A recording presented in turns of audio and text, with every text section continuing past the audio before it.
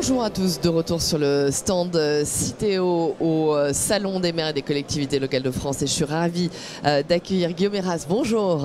Bonjour. Merci beaucoup d'être avec nous. Vous êtes premier vice-président du Grand Narbonne. Alors peut-être expliquez-nous quels sont les enjeux particuliers de la collecte et du tri des déchets sur votre territoire.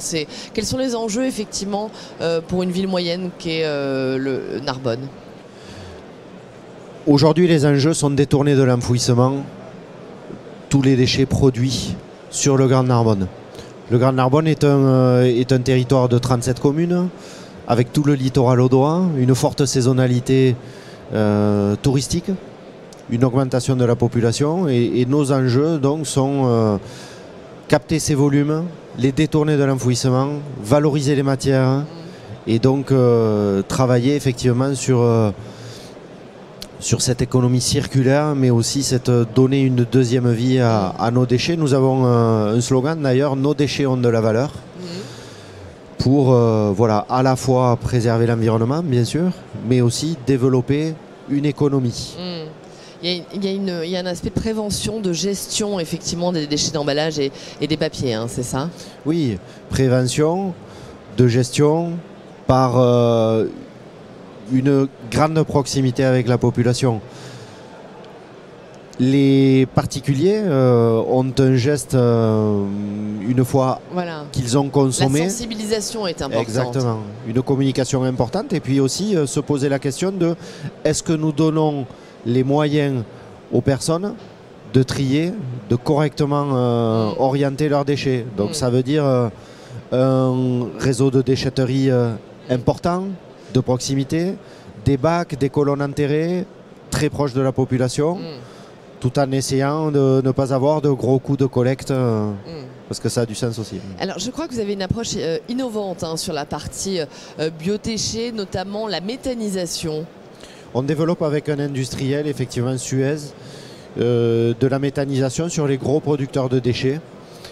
Et l'innovation, c'est que nous avons associé la collectivité, l'industriel et l'INRA, donc qui est l'Institut de recherche sur la méthanisation. Il y a un centre de recherche INRA. Quel est l'objet de ce centre en fait? L'objet de ce centre à Narbonne, c'est de travailler sur tous les sujets effectivement de méthanisation et de voir comment on peut développer ces sujets, alors à la fois sur des industriels, à la fois sur des particuliers. Donc ces chercheurs-là se sont associés avec les chercheurs de Suez. Suez a décidé donc, du fait que le territoire est porté sur la croissance verte et la transition énergétique, d'implanter son laboratoire de recherche sur la méthanisation à côté d'un grand centre industriel d'enfouissement et de traitement des déchets. Et donc l'idée est donc de développer cette méthanisation. Aujourd'hui, quelle est la proportion de la méthanisation? C'est encore assez faible ou L'idée à l'origine est de dire nous avons de gros producteurs de déchets, les restaurants, les cantines, les supermarchés. Et donc, captons leur gisement qui est enfoui, rentrons-les dans un méthaniseur et produisons du méthane. Et donc, ce détournement de l'enfouissement, finalement, va être très vertueux parce que des industriels travaillent dessus, nous captons des gros volumes. Et donc quel est le poids de tout ça? Aujourd'hui nous en restons encore à la recherche, encore au développement, mais nous avons 14 chercheurs sur le territoire qui travaillent là-dessus au quotidien. D'accord. Un mot peut-être sur Citeo, de quelle façon Citeo vous accompagne justement dans ces pratiques quotidiennes, ce changement de vie? Citeo nous accompagne en termes de conseils sur la vision stratégique à long terme, en termes de conseils sur le fonctionnement à court terme. Donc le long terme, c'est quels sont la planification, les grands outils industriels et vers le conseil sur les appels à manifestation d'intérêt, etc. À court terme, sur l'implantation des colonnes, le tri, ce qui se fait, comment nous devons implanter nos colonnes et comment grossir nos statistiques et nous accompagne financièrement parce que c'est un sujet très, très important. Un mot peut-être sur la tarification incitative. Est-ce que c'est quelque chose, je sais que voilà, les élus, les collectivités sont parfois, c'est un sujet particulier qui est difficile parfois à faire entendre à la population. Quelle est votre position là-dessus, sur la tarification incitative ? Vous soutenez le dispositif, il a du mal à entrer dans les mœurs, c'est ça? Alors, je pense que chaque territoire a une fenêtre de tir pour rentrer sur ce sujet et que chaque territoire a des spécificités. Sur le Grand Narbonne, nous voulons de faciliter le geste de tri. Nous voulons de mettre en place l'extension des consignes de tri. Nous venons de densifier les points de collecte. Nous avons tout le littoral audois, une forte saisonnalité, des collectes à organiser et donc je pense que notre territoire n'est pas prêt du fait aujourd'hui de plusieurs points et de ces gros dossiers en cours à rentrer dans cette phase-là.